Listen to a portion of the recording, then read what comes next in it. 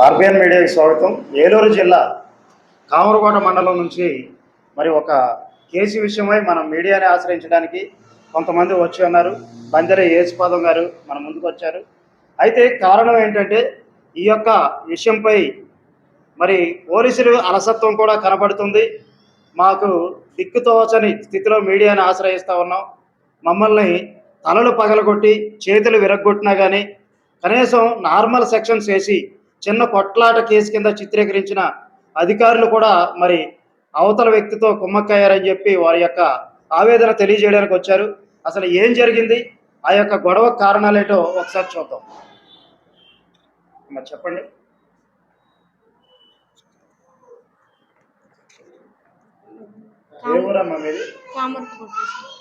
అది కామరపుకోట జోగడిగూడెం అండి. అయితే బందెల యేసుపాదం ఫ్యామిలీ అండి మాది. బందెల మోషే అనేవాళ్ళు మాకు ఎగనెస్ట్గా మా పొలంలో ఫస్ట్ ఉమ్మడి బోర్ ఒకటి ఉందండి, మా మావయ్య గారి పేరు మీద ఉన్న ల్యాండ్లో ఉంటే దాని పక్కనే ఉమ్మడి బోర్ పక్కనే మళ్ళీ వేరే బోర్ వేసారండి. వేసిన తర్వాత మేము లేని సమయంలో వేసారండి.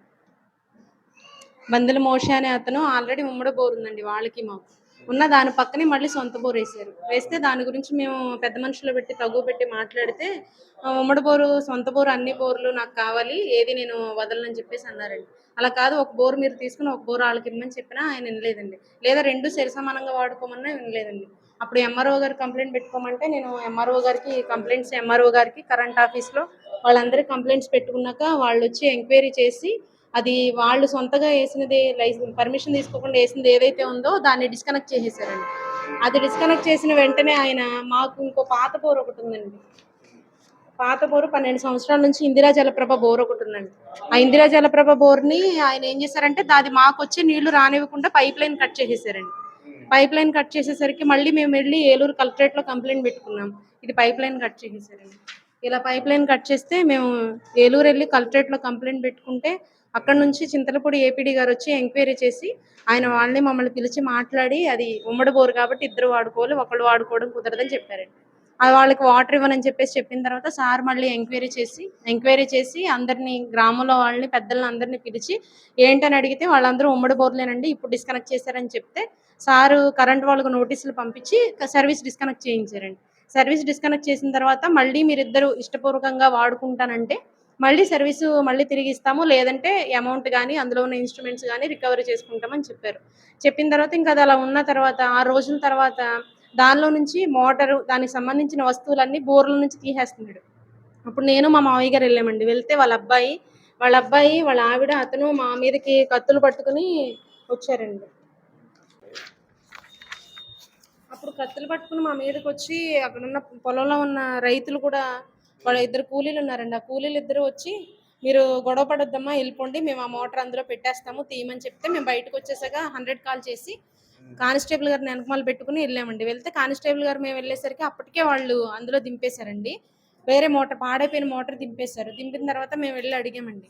అడిగితే వాళ్ళు కానిస్టేబుల్ గారు కాదనుకుని మా మీదకి కత్తుల మీద పట్టుకుని వచ్చేస్తుంటే నేను సార్ని పిలిచి సార్ చూడండి సార్ ఎలా చేస్తున్నారు అని అంటే ఆయన కూడా ఏం మాట్లాడలేదు. కానిస్టేబుల్ గారు కూడా ఏం మాట్లాడకపోతే అక్కడ నుంచి నేను వీడియో తీసుకుని వెళ్ళి తడికలపూడి స్టేషన్లో కంప్లైంట్ పెట్టుకున్నానండి, ఇలా జరిగిందని చెప్పేసి. ఫస్ట్ నేను బోర్ సర్వీస్ కట్ చేసేసారని కంప్లైంట్ పెట్టానండి. అప్పుడు ఎస్ఐ గారు పట్టించుకోలేదు.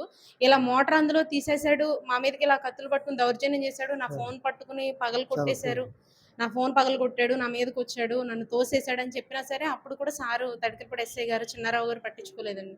పట్టించుకోకపోతే అది అయిపోయిన తర్వాత నేను చూస్తాను పిలిచి మాట్లాడతాను అని అన్నాక వచ్చేసామండి.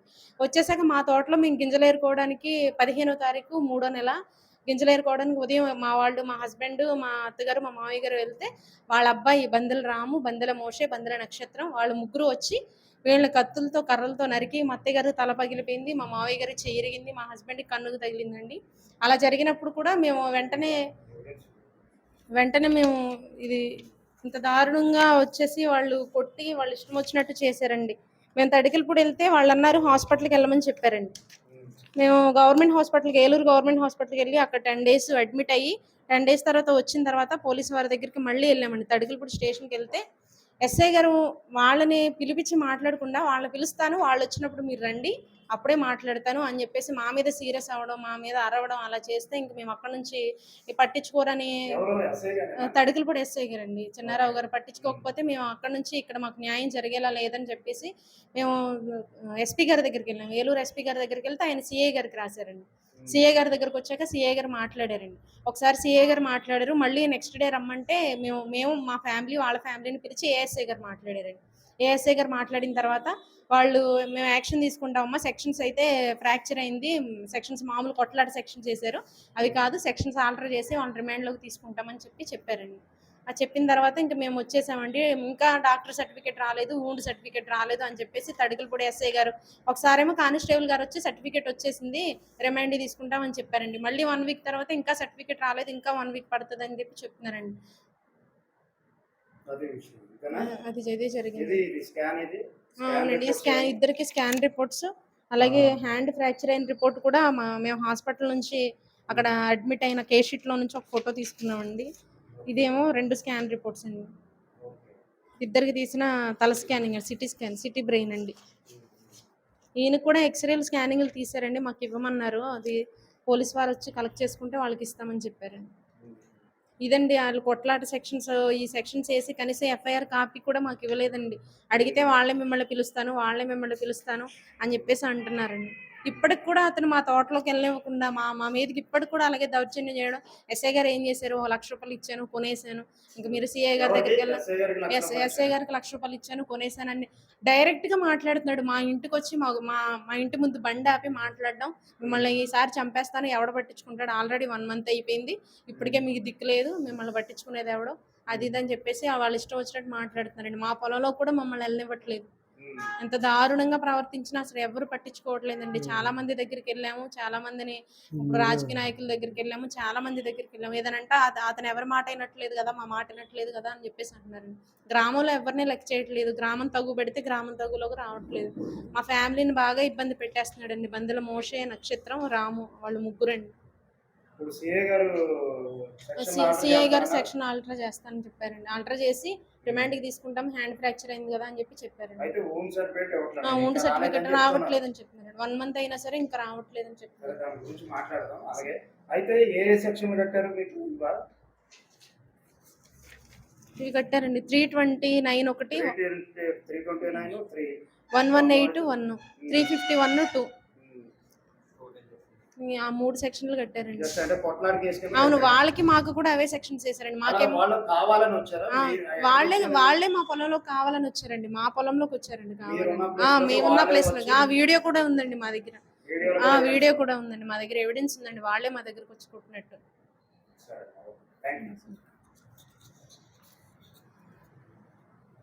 అది విన్నారు కదా. అసలు విషయం ఏంటంటే ఒక అన్నదమ్ములకు సంబంధించినటువంటి డి నమూనా పట్ట, అది కేవలం ఫ్యామిలీ మెంబర్స్ ఎంజాయ్ చేయడానికి మాత్రమే పనికొచ్చే ఆ యొక్క పొలం గురించి, ఈ యొక్క బోర్ల సమస్య మరి ఈరోజు తలలు పగలగొట్టుకుని చేతులు కొట్టుకొని కనీసం మనుషులను చంపేసే పరిస్థితి దాకా, అంటే చావు కొట్టే పరిస్థితి దాకా తీసుకొచ్చారు. అంటే మరి దానికి సంబంధించి రెవెన్యూ వారు, అలాగే ఎలక్ట్రిసిటీ డిపార్ట్మెంటు, అలాగే ఈ యొక్క పోలీస్ డిపార్ట్మెంట్ వారు, ఇన్ని డిపార్ట్మెంట్ల వారు ఇన్వాల్వ్ అయినప్పటికి కూడా మాకు న్యాయం జరగలేదని చెప్పి మరి బాధితులు మన దగ్గరికి వచ్చారు.